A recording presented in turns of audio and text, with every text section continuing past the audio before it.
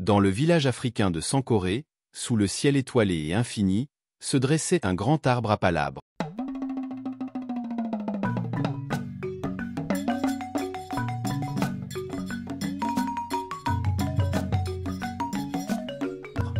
Cet arbre, un baobab ancien, était le cœur du village, un lieu sacré où les villageois se réunissaient pour discuter des affaires importantes, résoudre les conflits et transmettre les sagesses ancestrales. Le chef du village, un homme sage et respecté nommé Baba, était le gardien des traditions et le médiateur des disputes. Un jour, un conflit éclata entre deux familles du village, les Diop et les Kouyaté. Chacune revendiquait la propriété d'un champ fertile situé à la lisière du village. Le champ était connu pour sa terre riche et ses récoltes abondantes, et chaque famille était convaincue que le droit leur en revenait. Baba convoqua les deux familles sous l'arbre à palabres pour une assemblée extraordinaire. Les anciens du village, les hommes et les femmes, les jeunes et les enfants, tous vinrent pour assister à la résolution du conflit. Les Diop affirmèrent que le champ leur appartenait depuis des générations, transmis de père en fils.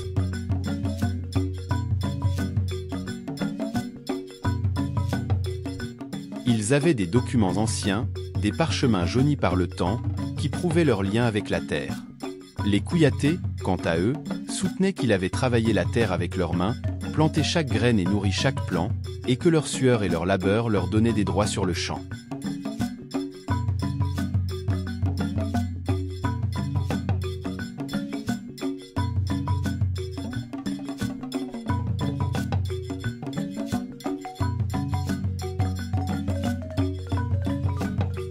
Baba écouta attentivement les arguments de chaque famille, puis demanda un moment de silence.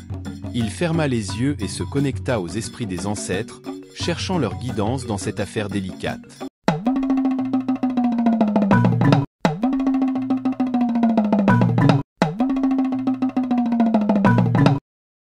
Lorsqu'il rouvrit les yeux, il raconta une histoire que les anciens lui avaient transmise, une histoire qui remontait à l'époque où les hommes et les esprits de la nature vivaient en harmonie. Il y a longtemps, commença-t-il, nos ancêtres vivaient en harmonie avec la nature. Ils savaient que la terre ne leur appartenait pas, mais qu'il appartenait à la terre. Ils cultivaient le champ ensemble, partageant les récoltes et les bénéfices. Si un conflit survenait, ils se réunissaient sous cet arbre et se rappelaient qu'il était une seule et même famille. Les villageois écoutèrent Baba avec respect. Il poursuivit. Les ancêtres nous enseignent que la terre est notre mère commune. Nous devons la traiter avec respect et partager ses dons équitablement. Le champ ne doit pas être une source de division, mais un lien qui nous unit.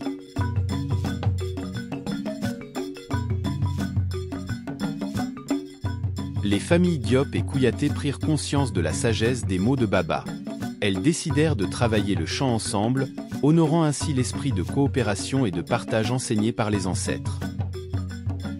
Le village célébra cette résolution avec une grande fête sous l'arbre à palabres. La musique, la danse et les rires remplirent l'air, tandis que les étoiles semblaient danser avec eux.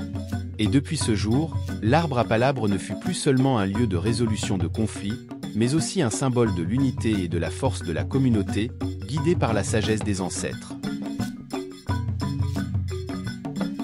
Mais l'histoire ne s'arrête pas là. Baba révéla un secret que seuls les plus anciens du village connaissaient. Sous l'arbre à palabres, il y avait une graine plantée par le premier chef du village, un homme de grande vertu nommé Sogolon. Cette graine était le symbole de la vie et de la continuité, et tant qu'elle resterait sous l'arbre, le village prospérerait. Chaque année, lors de la saison des pluies, les villageois se réunissaient pour une cérémonie spéciale. Ils chantaient des chants anciens et dansaient autour de l'arbre à palabres, célébrant la graine et les ancêtres qui avaient fondé leur village.